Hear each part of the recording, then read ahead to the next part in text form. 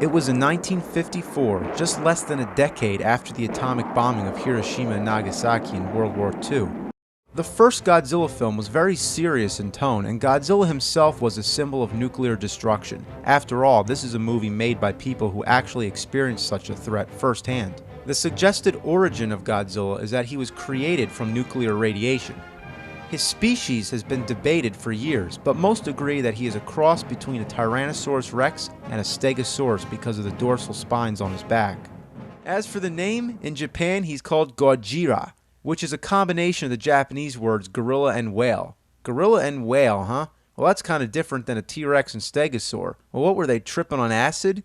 But no, the real reason he got his name was because there was a big tough guy working at the studio and his nickname was Godzilla. So producer Tomoyuki Tanaki decided to use the name. So how would you feel if a giant fire-breathing monster was named after you? I don't know, but I think it'd be pretty awesome. Now, it's probably no mystery that this monster is a guy in a rubber suit, but what most people don't know is how horrible and infamous it was to be the guy inside. First of all, you couldn't see anything. Second, it was hard to move, and so hot inside that the actor actually passed out. Now, about Godzilla's trademark roar,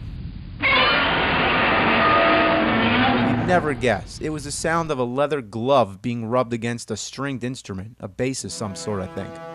So overall, this is a pretty good monster movie. Godzilla looks scary in black and white, and the music and gritty cinematography create a foreboding mood. Shots of people crushed under rubble and dying in the hospital are real disturbing, and the choir of girls singing in despair kind of bothers me.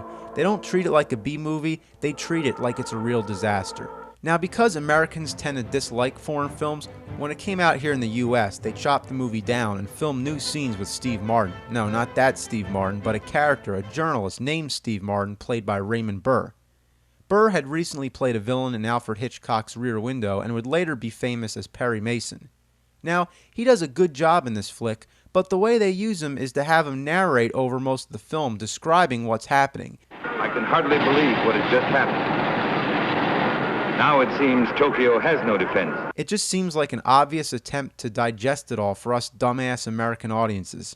Now, I could probably talk about this movie for another hour, but we got 28 more to go, so it's time to move on. In the words of Joe Bob, 4 stars, check it out.